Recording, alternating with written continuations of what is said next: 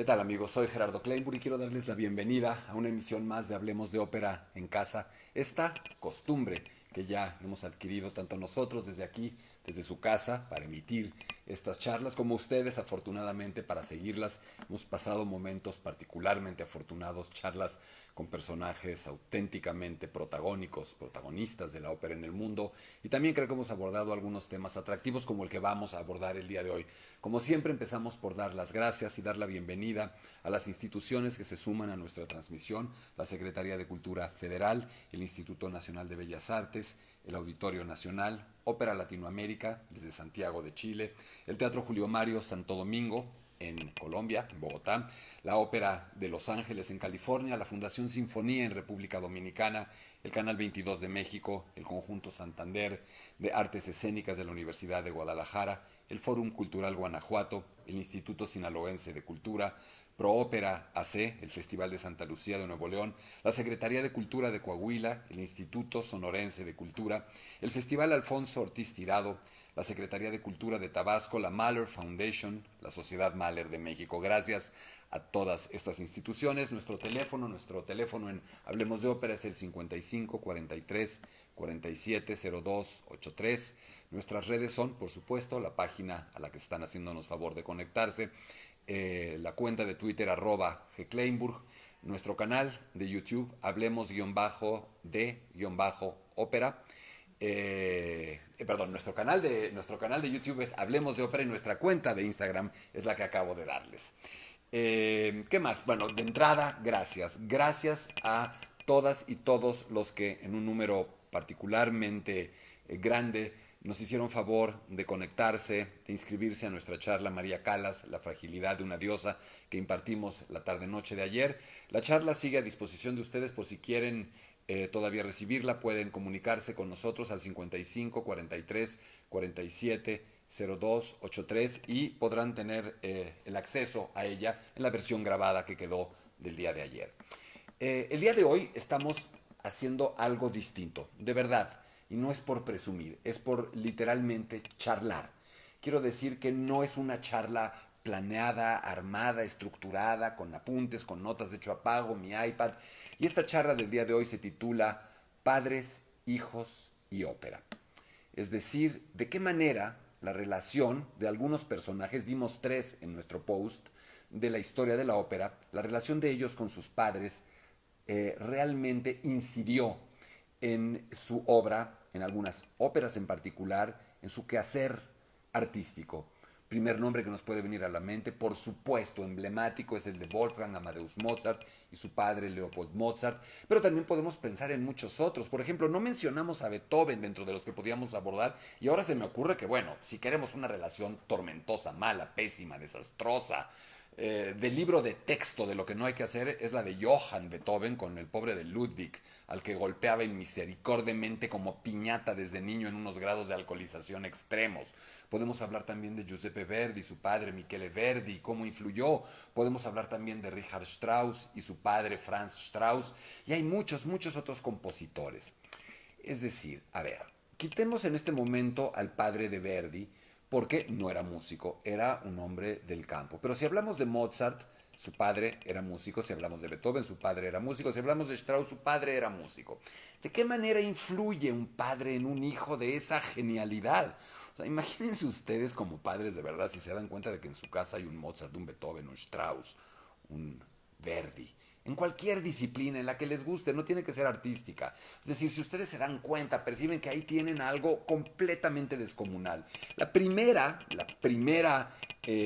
tentación, seguramente, es, de alguna manera, si ese quehacer, si esa práctica es afín a lo que uno hace, tratar de encauzarla, de apoyarla, de potenciarla. Si por alguna razón es algo de verdad distinto y distante, excluyente de lo que uno quiere, de lo que uno cree, tal vez bloquearla. Pero si además es exactamente lo que uno hace, empiezan a entrar otra suerte de tentaciones. Una tentación muy habitual entre los padres, habidos y por haber, es la de vivir a través de nuestros hijos, realizar, cumplir muchas de nuestras fantasías, de nuestros sueños a través de ellos, trascender nuestras frustraciones.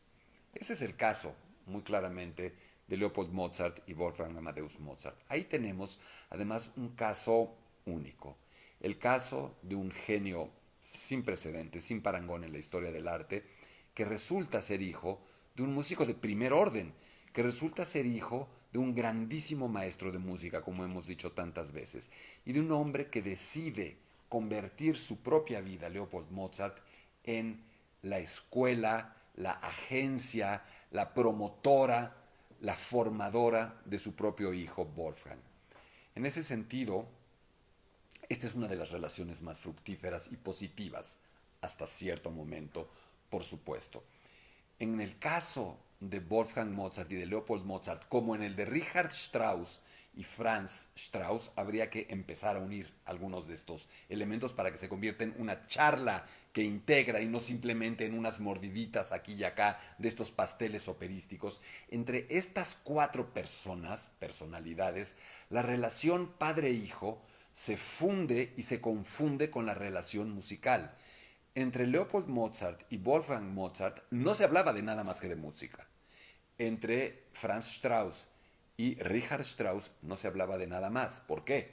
Porque Franz Strauss, el padre de Richard Strauss, era uno de los grandes cornistas de Alemania, era uno de los grandes cornistas de Europa, era músico de la orquesta de la corte de Múnich y era además un hombre que estaba tocando el corno para estrenar óperas de la envergadura de Tristán e Isolda, del Oro del Rin, de la Valquiria, teniendo nada menos y nada más que a Richard Wagner enfrente de él, o a veces a Richard Wagner y a otros grandes músicos empuñando una batuta delante de él.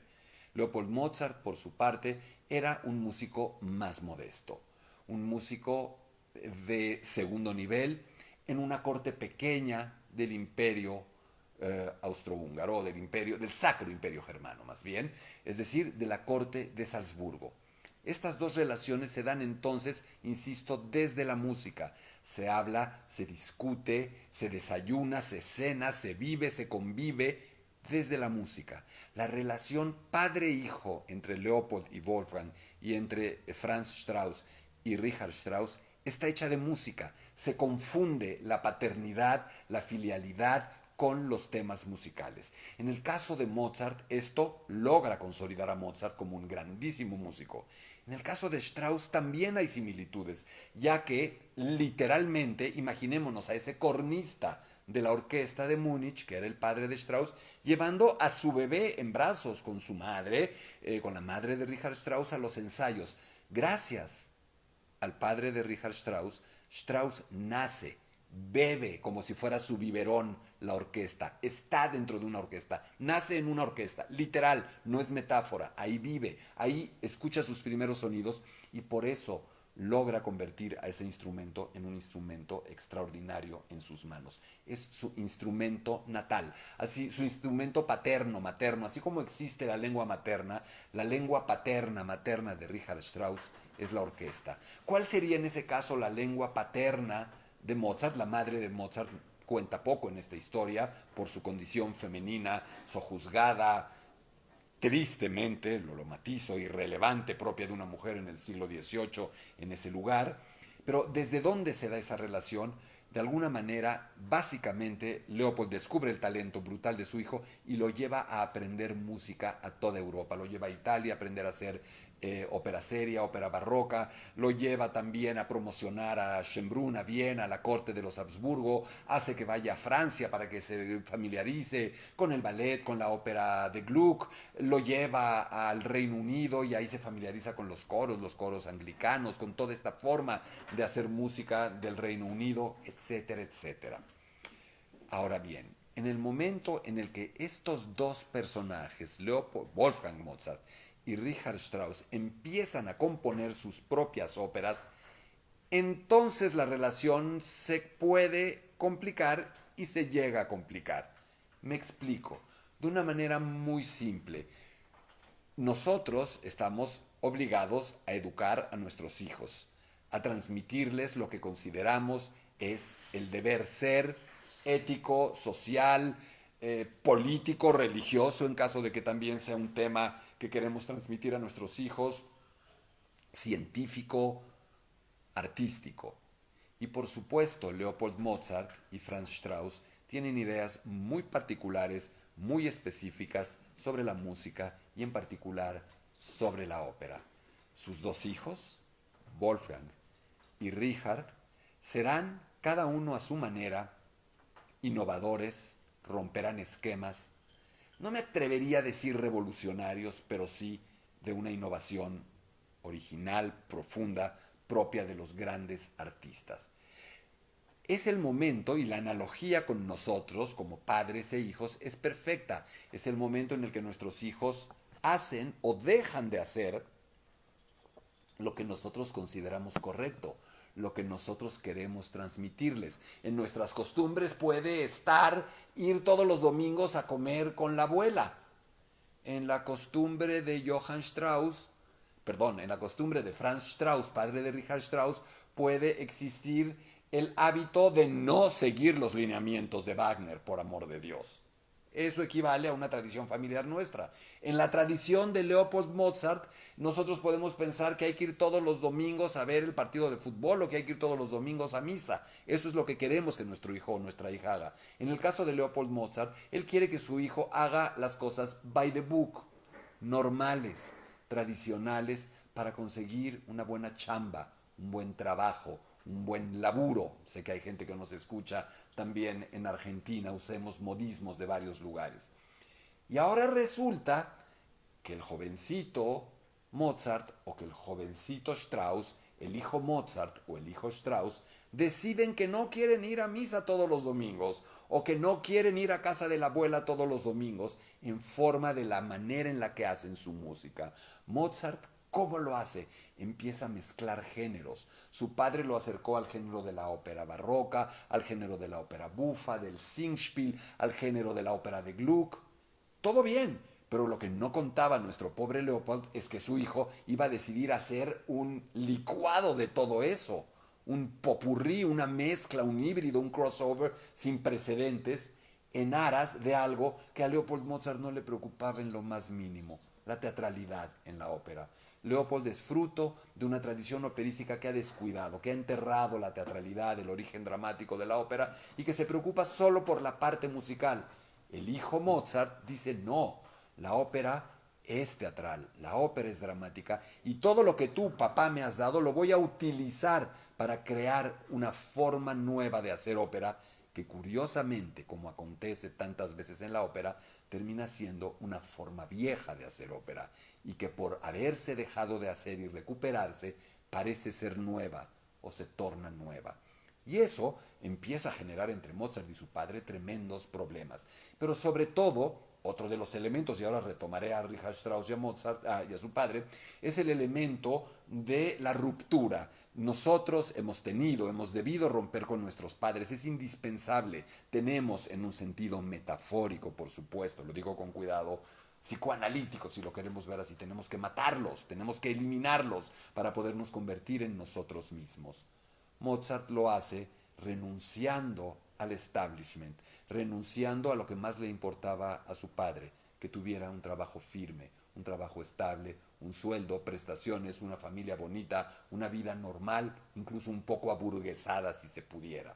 Mozart no quiere eso y a Leopold Mozart literalmente se le cae el pelo a mechones al ver que su hijo va por otro lado y que esa es una de las maneras en las que Mozart rompe con él. Rompe también casándose con una mujer que su padre no quiere que sea su mujer.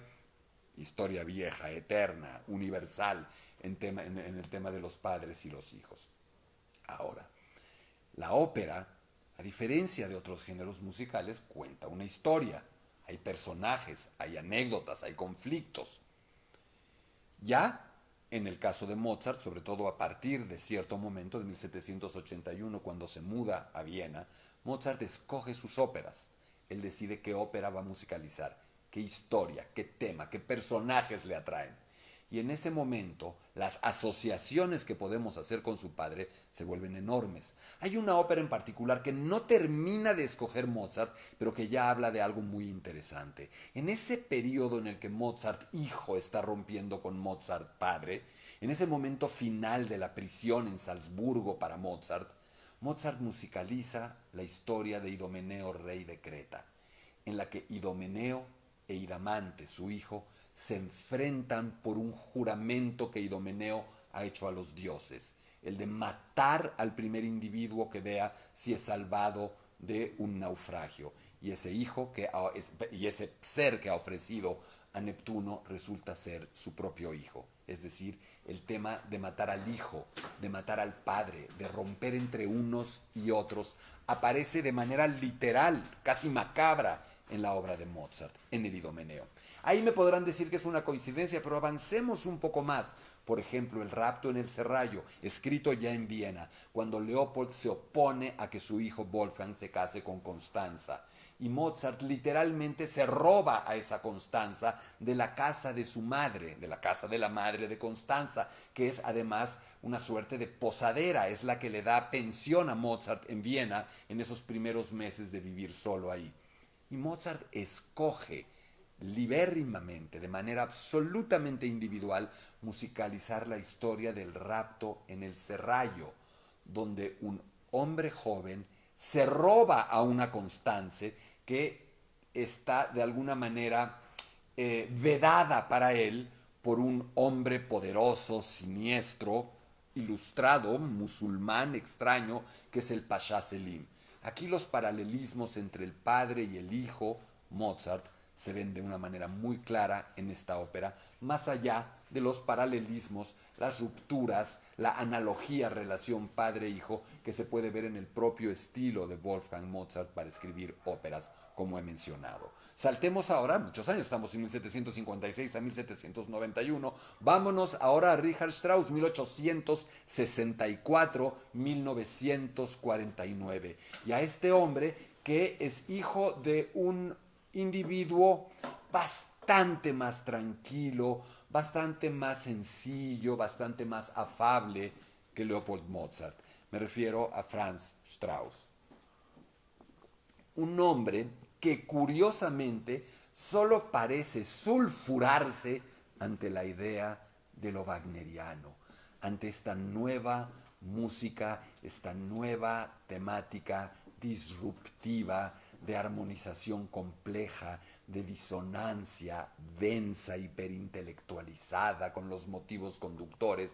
Sabemos que la animadversión del padre de Richard Strauss por Richard Wagner era tan grande que en alguna ocasión que Richard Wagner se despide de la orquesta porque ya no va a estar ahí o se va por alguna razón, toda la orquesta se levanta para rendirle homenaje a Richard Wagner, salvo el padre de Richard Strauss. Eso es una historia fuerte. Sabemos también, insisto, que Richard Strauss crió a su hijo dentro de una orquesta y que lo vuelve violinista de una orquesta. Y no solo eso, cuando el jovencito Richard Strauss muestra que a los 13, 14 años es superdotado, es prodigioso y que ya está escribiendo obras para orquesta, el padre de Richard Strauss logra hacer que su hijo estrene música con esa orquesta, una orquesta que el propio padre de Strauss ha fundado, otra orquesta pequeña, independiente, que a veces dirige el padre de Strauss y a la que invita por primera ocasión a que su propio hijo dirija. Es decir,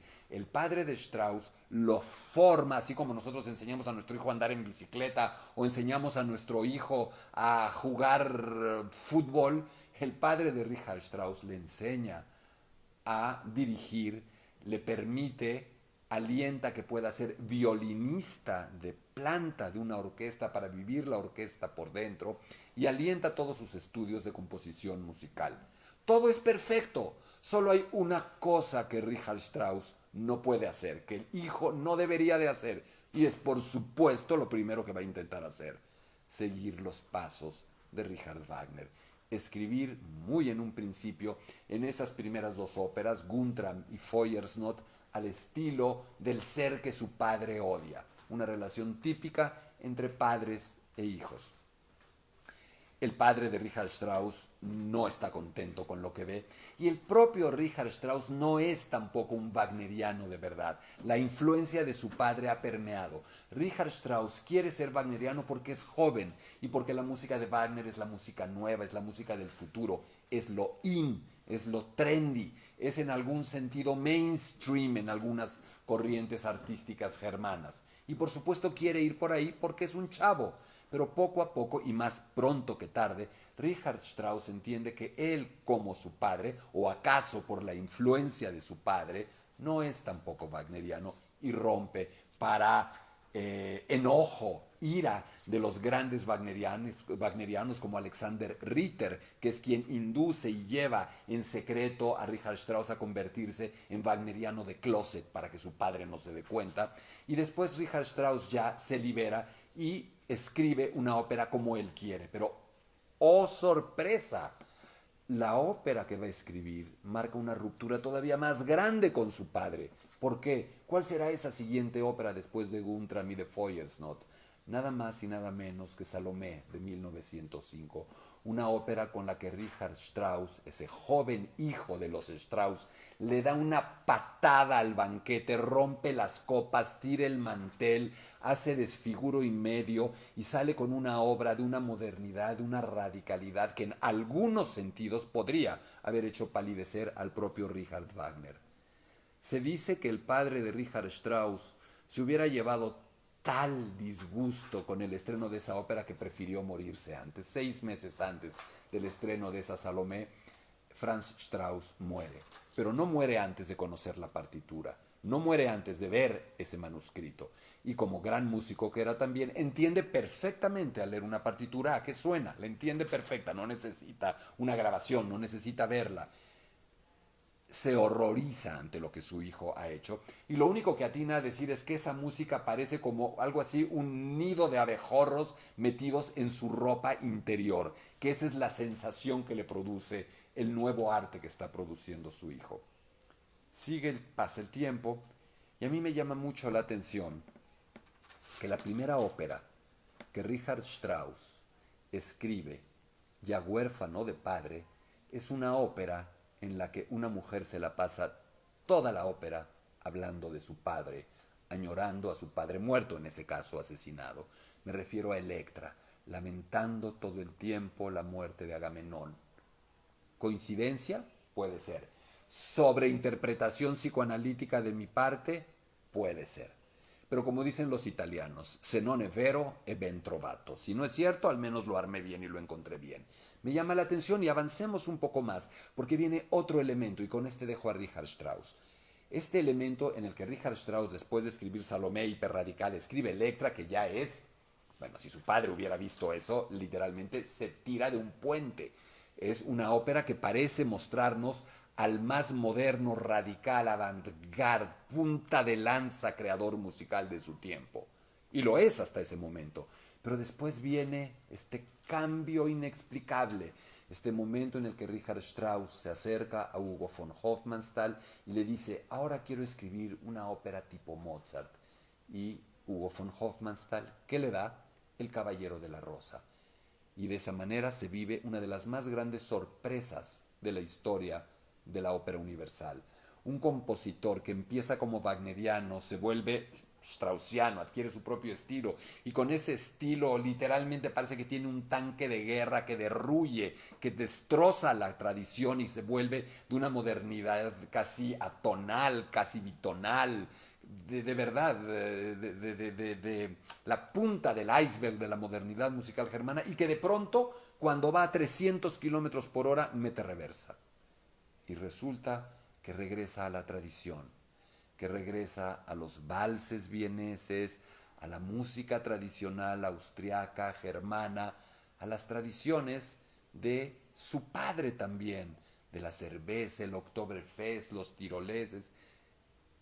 Llama la atención, ¿no es cierto? Porque todo eso sucede también muerto su padre. Y hoy en este instante, no tengo una sola nota, se me ocurre pensar que una de las posibles explicaciones que podemos dar a ese viraje, volantazo histórico de Richard Strauss de nuevo hacia la tradición, a lo mejor tiene que ver con su padre. A lo mejor tiene que ver con el amor al padre, la culpa ante el padre, la presión post-mortem del padre. Hemos hablado de que Strauss, se ha dicho mucho, que se asustó de la modernidad que estaba buscando, que no quería abandonar la tonalidad, que el mundo entero germano, alemán, europeo se derrumbaba ante él y que él entonces prefería guardar, salvaguardar la tradición en su música y que por eso lo había hecho. Y sí, me pregunto, ¿es también algo que tiene que ver con la historia de padres e hijos y ópera? ¿Por qué no? Un elemento más que me gustaría comentar, o dos. Giuseppe Verdi. Giuseppe Verdi. Aquí la historia es distinta. Giuseppe Verdi no es hijo de Leopold Mozart, no es hijo de Franz Strauss, es hijo de un pobre hombre, de un hombre modesto que labora en el campo, un hombre del campo, aunque no un campesino, que hace vino, que lleva que legumbres, productos del campo, incluyendo vino, a una tienda importante en una ciudad más grande donde hay un señor que ama la música. Y aquí viene una relación muy peculiar. Porque Verdi, a diferencia, es decir, Mozart y Leopold Mozart tuvieron una relación desastrosa en cierto momento. Cuando muere la madre de Mozart, en un viaje en el que van Mozart y su madre solos, y Leopold culpa a su hijo. Pero Verdi, Richard Strauss y su padre tienen una buena relación básicamente, no muy larga. Pero Verdi y su padre tienen una relación que se vuelve muy fea. Yo creo que aquí el tema es que básicamente el padre de Verdi quería que su hijo fuera simple y llanamente el organista del pueblo pequeño, ni siquiera de la ciudad más grande que estaba junto. Y de alguna manera Verdi, alentado por un segundo padre que le nace, el señor Barezzi, que se convertirá además en su suegro, que es el presidente de la Sociedad Filarmónica de la ciudad más grande, que está junto a la ciudad pequeñita en la que Verdi ha nacido, parece que lo adopta, mientras que uno le pide mesura, conformismo, pequeñez, volverse un organista sencillo de un pueblito italiano, el otro, Barezzi, este segundo padre que le sale, que lo apoya, que lo financia, lo estimula todo el tiempo a jugar en grande y se vuelve su padrino económico para lograr hacer que se le dé una beca, que vaya a Milán, que estudie en Milán y que se convierta en Giuseppe Verdi. Ahí empieza esta idea de dos padres, de un padre bueno y un padre malo. Díganme ustedes si me estoy torturando de más con teorías sacadas de la manga, cuando una de las primeras óperas verdaderamente personales de Verdi, Luisa Miller, trata de dos padres, uno bueno y uno malo, uno tolerante y uno no tolerante, uno abierto y otro déspota. O si hablamos de Simón Bocanegra, donde hay otra obsesión con la figura paterna, o si hablamos de La Traviata, en donde Germont, el padre de Alfredo, va a convencer a esta mujer de mala vida, a esta mujer casquivana, cortesana como es Violeta, de que abandone a su hijo porque de esa manera podrá garantizar un futuro serio para él. Aquí se empieza a mezclar la relación padre-hijo entre Verdi y Michele Verdi de una manera tremenda. De hecho, La Traviata, una ópera elegida por Verdi, al ver La Dama de las Camelias de Alejandro Dumas hijo en París en versión teatral, es propiamente una ópera autobiográfica. Verdi enviudó hace años de la hija de este que era su segundo padre, Barezzi, que siempre será su suegro, que siempre será su amigo, que siempre será su verdadera figura paterna. Eso es dolorosísimo para el padre de Verdi. Y después de haber enviudado muchos años, se vuelve a enamorar de una mujer incorrecta, Giuseppina Strepponi, cantante ya retirada, que hiciera la primera Abigail en el Nabucco de Verdi, que es una mujer que ha tenido varias parejas, que ha tenido hijos fuera del matrimonio, que los ha dado en adopción, una mujer de pésima, impresentable reputación para el establishment tradicional italiano. Y justamente cuando regresa con ella a su ciudad, a Buseto, y cuando empiezan todos estos problemas, porque no los aceptan, porque los rechazan socialmente, escribe una ópera que tiene que ver exactamente con lo mismo, con una relación equivocada, con un padre que trata de chantajear, de presionar, casi de extorsionar a la mujer, al hijo, para que regrese este último a la buena vida, al camino correcto. Me parece, sin temor a exagerar, que la relación entre Verdi y su padre se manifiesta no en la música, como fue en el caso de Richard Strauss o en el caso de Wolfgang Mozart, sino de una manera más textual, más literaria, en las historias, en los conflictos, en los personajes de más de una de las óperas de Giuseppe Verdi. Esos eran los tres temas que yo tenía planteados. Y solamente agrego uno, ahora sí que un pilón, una propina, un ancor a lo que estoy diciendo, porque justamente estamos en el año Beethoven. Tristemente, la pandemia ha dado al traste con las celebraciones mundiales del año Beethoven, lo cual no deja de ser enormemente triste, enormemente injusto. Este año el 90% de las programaciones de teatros, de casas de ópera, no tanto porque solo tenemos una ópera de Beethoven, Fidelio, pero de las salas de concierto, de muchos instrumentistas, estaban cifradas en Beethoven y todo se ha ido literalmente, se lo ha llevado de corbata el virus. Esperemos que como el aniversario de Beethoven es en diciembre, podamos pasar al año que viene con justicia de calendario todavía la celebración de los 250 años del natalicio de uno de los genios más portentosos de la historia del arte y una de las personalidades más intensas, polémicas, complejas, heroicas y miserables de la historia del arte. Porque si hablamos mal de Wagner en muchos momentos, uy, lo que podríamos decir de Beethoven, impresentable en términos familiares, como hermano, como cuñado, como protegido de sus mecenas, impresentable también, en algún sentido casi demente por virtud, o no por virtud, por consecuencia de esta sordera que lo atribuló hasta literalmente desquiciarlo. Pero ¿qué tiene que ver el padre aquí? El padre de Beethoven, Johann Beethoven, hijo a su vez de otro Luis Beethoven, cantantes, músicos de corte en Bonn, Johann Beethoven, un alcohólico terminal, sifilítico, se sabe, esposo casado con una mujer tuberculosa, abusador severo en términos de violencia física de su hijo mayor, Ludwig, talentosísimo desde un principio.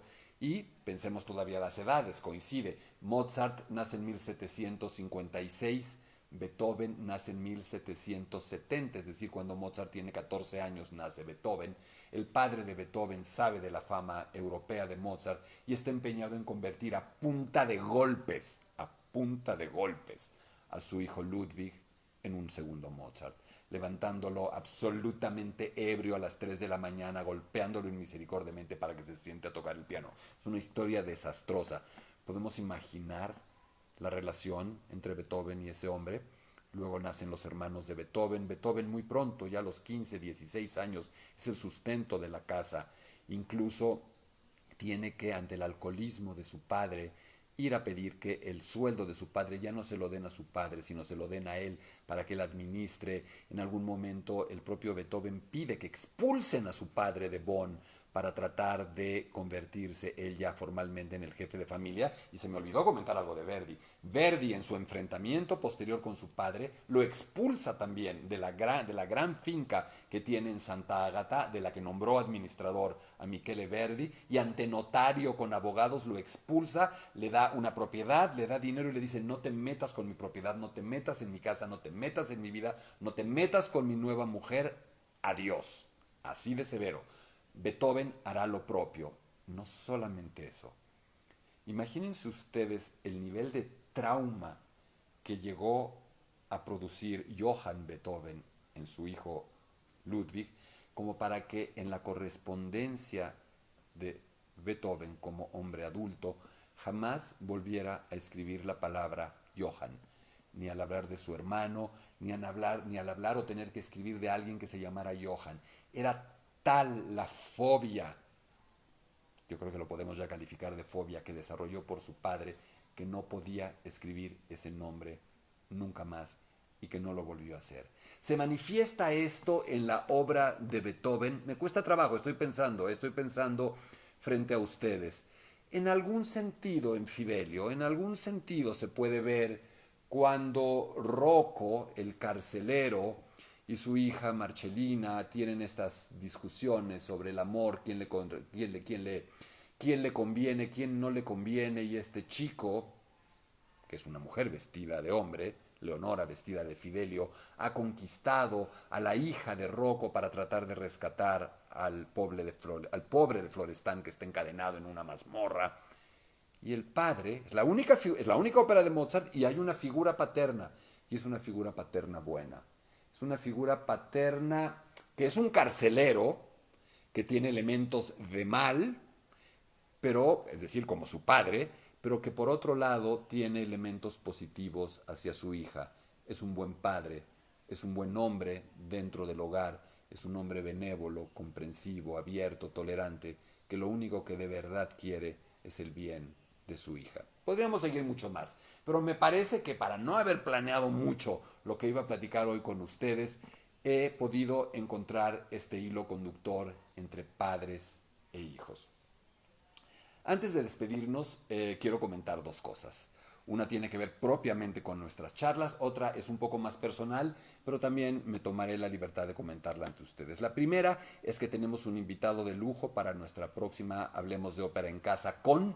El próximo sábado estará Iván López Reynoso, uno de los grandes talentos jóvenes internacionales de la dirección orquestal, mexicano, instrumentista, contratenor, superdotado director concertador, un talento increíble, un joven director mexicano que dirige en lugares como el Festival, ha dirigido en lugares como el Festival de Pesaro en Italia. Eso ya es una credencial que nos permite hablar de un invitado de talla internacional, un hombre extraordinariamente joven, con ideas muy claras de lo que es la ópera en todos sentidos, y estoy absolutamente convencido de que vamos a tener una charla buena, fructífera, interesante. Pensamos de manera muy similar, no creo que discutamos mucho, pero creo que si a ustedes les interesa la ópera desde esa otra perspectiva, la de un director concertador, ¿qué hace un director concertador?